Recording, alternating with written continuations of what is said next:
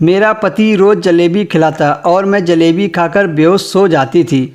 जब सुबह उठती तो कपड़े गीले होते थे। मैं हैरान थी कि आखिर मुझे रात को इतनी नींद क्यों आती है जिससे मुझे कुछ होश ही नहीं रहता था। एक दिन मुझे शक हुआ कि मेरे पति जिस दिन जलेबी खिलाते हैं उसी रात मुझे जोर की नींद आती है और मैं बेहोश सो जाती हूँ। एक रात जब मेरा पति फिर से जलेबी लाया तो उस दिन मैंने वो जलेबी नहीं खाई और जलेबी का थैला पति के हाथ से ले लिया। इतने में मेरे पति को सास ने किसी काम से बुलाया तो वह कमरे से निकलकर चले गए। मैंने थैले को चुपके से एक कोने में छिपा कर रख दिया और नींद का बहाना करके बिस्तर पर लेट गई ताकि जब मेरा पति आए तो मुझे समझे कि मैं सो गई हूँ, क्योंकि आज रात मैं देखना चाहती थी कि मेरे पति मेरे साथ क्या करते हैं जिससे मेरे कपड़े गीले हो जाते हैं। जब मेरे पति कमरे में आए तो मेरी जान ही निकल गई। जो उन्होंने मेरे साथ किया था मुझे तो अपनी आंखों पर यकीन नहीं हुआ था। मेरे पति ने एक जग पानी लिया और मेरे ऊपर डाल दिया।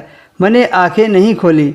आज मैं दूध का दूध पानी का पानी करना चाहती थी। मेरे पति ने किसी को आवाज़ दी और कहा, अंदर आ जाओ, यह पूरी तरह बेहोश हो चुकी है।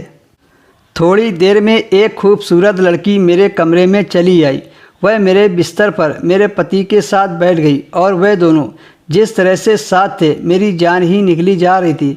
इससे ज़्यादा मुझे बर्दाश्त करने की हिम्मत नहीं हुई क्योंकि ठंडे पानी से मेरा शरीर कांप रहा था। जब वह दोनों पति पत्नी की तरह बिस्तर पर करने लगे तो मैं उठकर बैठ गई। मुझे जागता देख उन दोनों की आंखें फटी की फटी रह गई।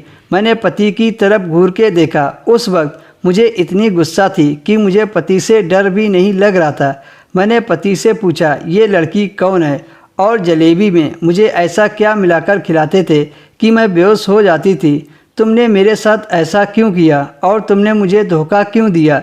मैं सवाल पे सवाल पूछे जा रही थी। मेरा पति सिर झुकाकर कहने लगा कि ये लड़की मेरी पत्नी है। मैं तुमसे कभी शादी नहीं करना चाहता था पर मेरी मम्मी ने ज़बरदस्ती तुमसे शादी करवा दी और फिर मैंने चुपके से इस लड़की से शादी कर ली जिससे मैं प्यार करता हूँ।